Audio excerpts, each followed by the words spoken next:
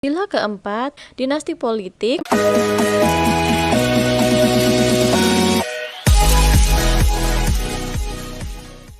Halo semua, selamat datang di KLC.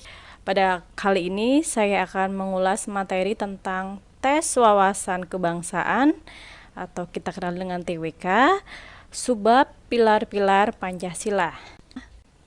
Teman-teman, terdapat 45 butir pedoman penghayatan dan pengamalan Pancasila. Sila yang pertama, ketuhanan yang Maha Esa. Bangsa Indonesia menyatakan kepercayaannya dan ketakwaannya terhadap Tuhan yang Maha Esa. Manusia Indonesia percaya dan takwa terhadap Tuhan Yang Maha Esa sesuai dengan agama dan kepercayaannya masing-masing menurut dasar kemanusiaan yang adil dan beradab. Mengembangkan sikap hormat menghormati dan bekerja sama antara pemeluk agama dengan penganut kepercayaan yang berbeda-beda terhadap Tuhan Yang Maha Esa. Membina kerukunan hidup di antara sesama umat beragama dan kepercayaan terhadap Tuhan Yang Maha Esa. Agama dan kepercayaan terhadap Tuhan Yang Maha Esa adalah masalah yang menganut hubungan pribadi manusia dengan Tuhan Yang Maha Esa. Mengembangkan sikap saling menghormati kebebasan menjalankan ibadah sesuai dengan agama dan kepercayaannya masing-masing. Tidak memaksakan suatu agama dan kepercayaan terhadap Tuhan Yang Maha Esa kepada orang lain. Sila kedua, kemanusiaan yang adil dan beradab. Mengakui dan memperlakukan manusia sesuai dengan harkat dan martabatnya sebagai makhluk Tuhan Yang Maha Esa. Mengakui persamaan derajat, persamaan hak, dan kewajiban asasi setiap manusia tanpa membeda-bedakan suku, keturunan, agama, kepercayaan, jenis kelamin, kedudukan sosial, warna kulit, dan sebagainya. Mengembangkan sikap saling mencintai sesama manusia, mengembangkan sikap saling tenggang rasa dan tepa selera, mengembangkan sikap tidak semena-mena terhadap orang lain, menjunjung tinggi nilai-nilai kemanusiaan, gemar melakukan kegiatan kemanusiaan, berani membela kebenaran dan keadilan.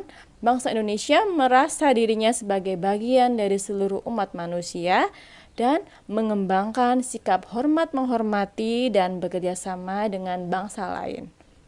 Sila ketiga, persatuan Indonesia. Mampu menempatkan persatuan dan kesatuan serta kepentingan dan keselamatan bangsa dan negara sebagai kepentingan bersama di atas kepentingan pribadi dan golongan.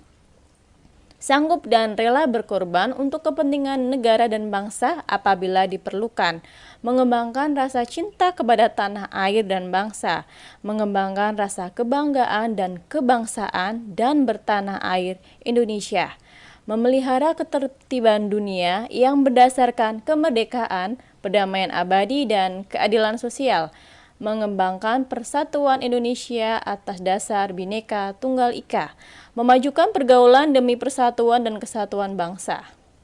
Sila keempat, kerakyatan yang dipimpin oleh hikmah, kebijaksanaan dalam permusyawaratan perwakilan. Sebagai warga negara dan warga masyarakat, setiap manusia Indonesia mempunyai kedudukan, hak, dan kewajiban yang sama. Tidak boleh memaksakan kehendak kepada orang lain, mengutamakan musyawarah dalam mengambil keputusan untuk kepentingan bersama. Musyawarah untuk mencapai mufakat diliputi oleh semangat kekeluargaan, menghormati dan menjunjung tinggi setiap keputusan yang dicapai sebagai hasil musyawarah.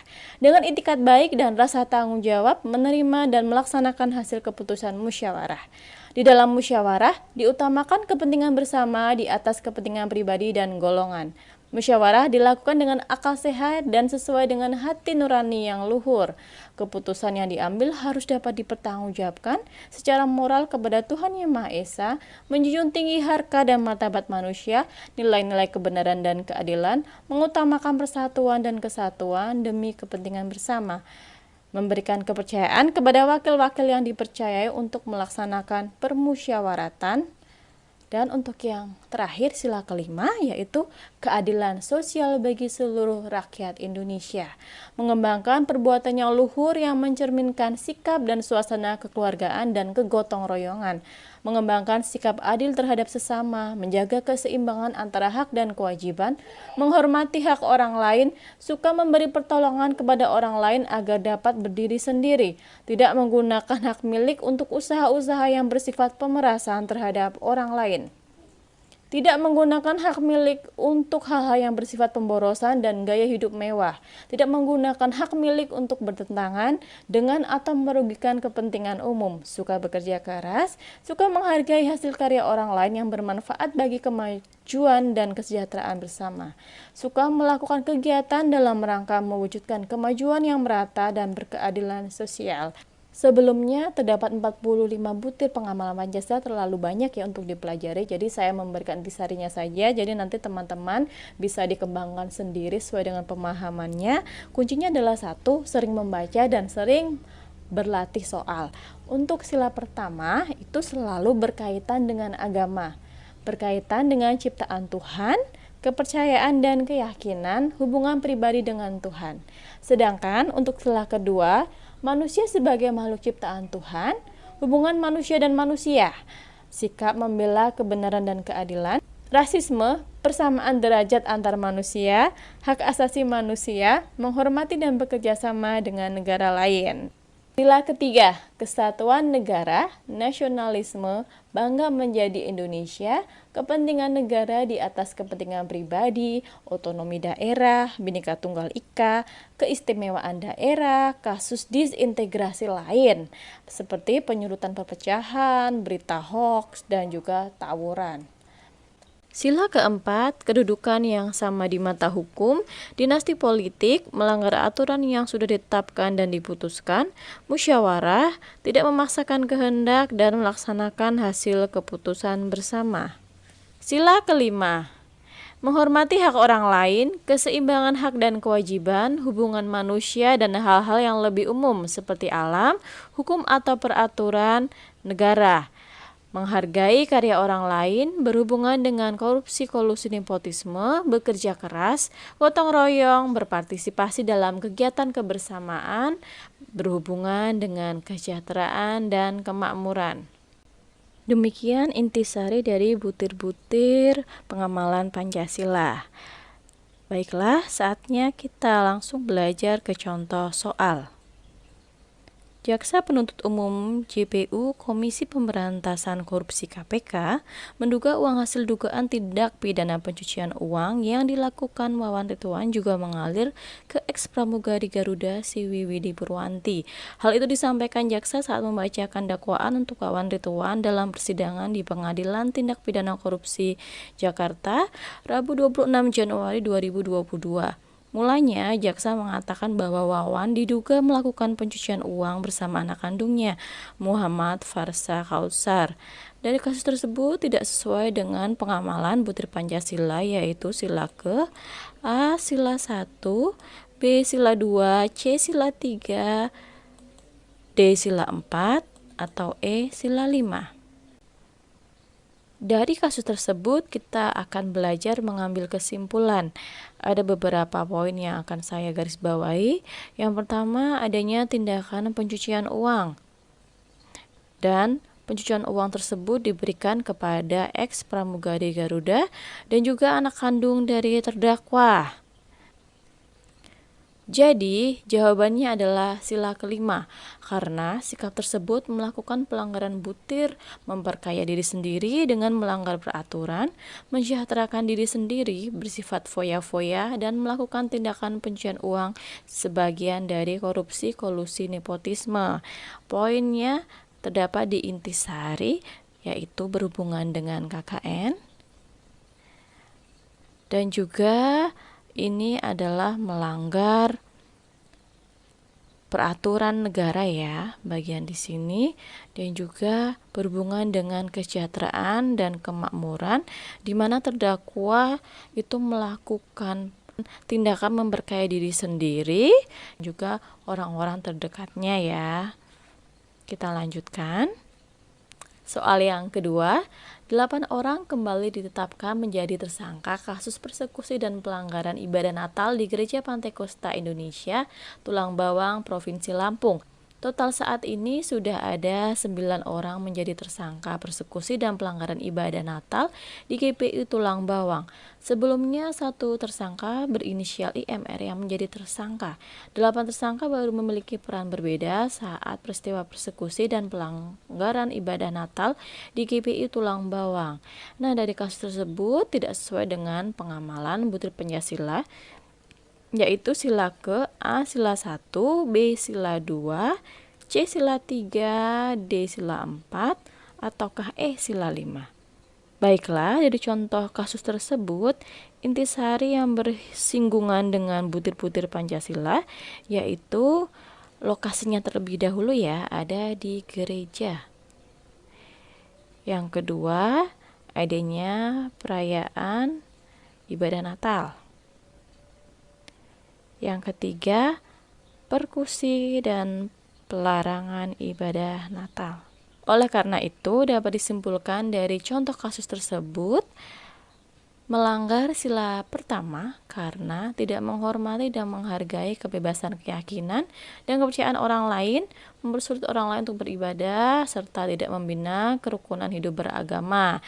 Jadi seperti saya sudah jelaskan di intisari dari butir-butir pengamalan Pancasila, bahwa segala sesuatu yang berkaitan dengan agama, otomatis itu berkaitan dengan ibadah dan juga kepercayaan dan keyakinan itu selalu merupakan pelanggaran atau berhubungan dengan sila pertama Pancasila.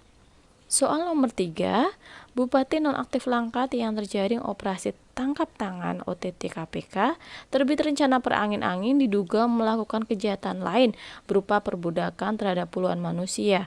Dugaan itu diungkap oleh Perhimpunan Indonesia untuk Buruh Migran Berdaulat, Migrant Care, yang menerima laporan adanya kerangkeng manusia serupa penjara dengan besi dan gembok di dalam rumah bupati tersebut.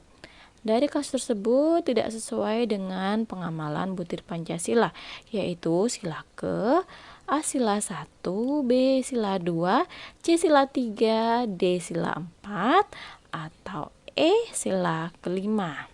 Kita akan mencari inti dari kasus tersebut, di mana ada beberapa poin yang akan saya garis bawahi untuk memudahkan teman-teman memahaminya. Yang pertama, adanya dugaan perbudakan terhadap puluhan manusia.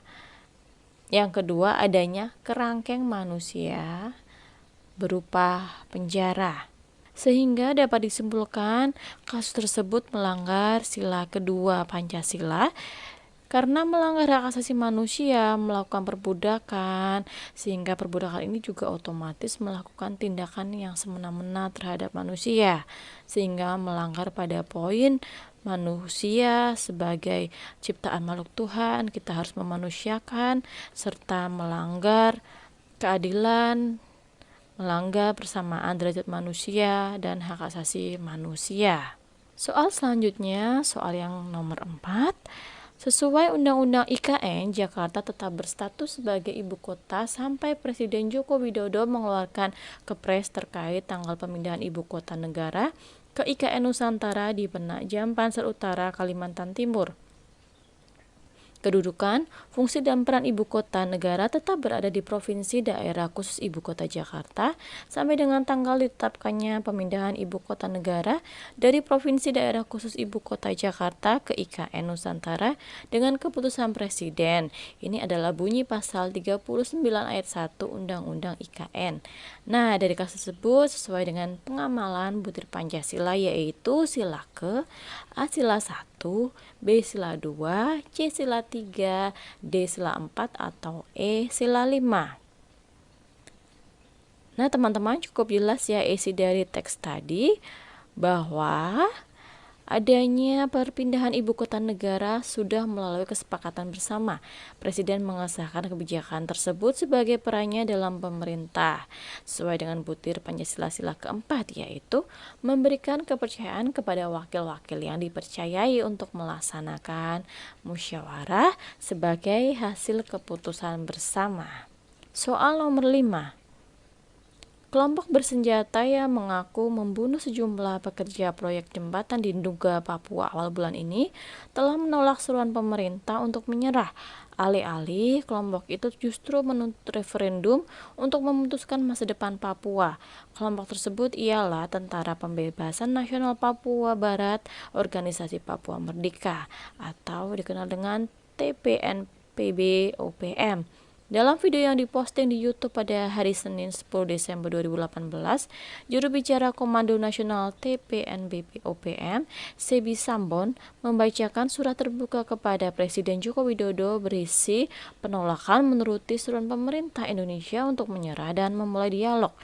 Nah, dari kasus tersebut tidak sesuai dengan pengamalan butir Pancasila, yaitu sila ke A sila 1, B sila 2, C sila 3, D sila 4, atau E sila 5. Kasus tersebut adalah contoh tindakan dari OPM atau Organisasi Papua Merdeka. Yang terjadi adalah OPM ini menuntut untuk referendum. Hal ini untuk memutuskan masa depan Papua. Yang kedua, menolak seruan pemerintah untuk menyerah dan memulai dialog. Sikap OPM ini adalah menginginkan disintegrasi Indonesia dengan cara memiliki keinginan untuk memisahkan diri dari Indonesia.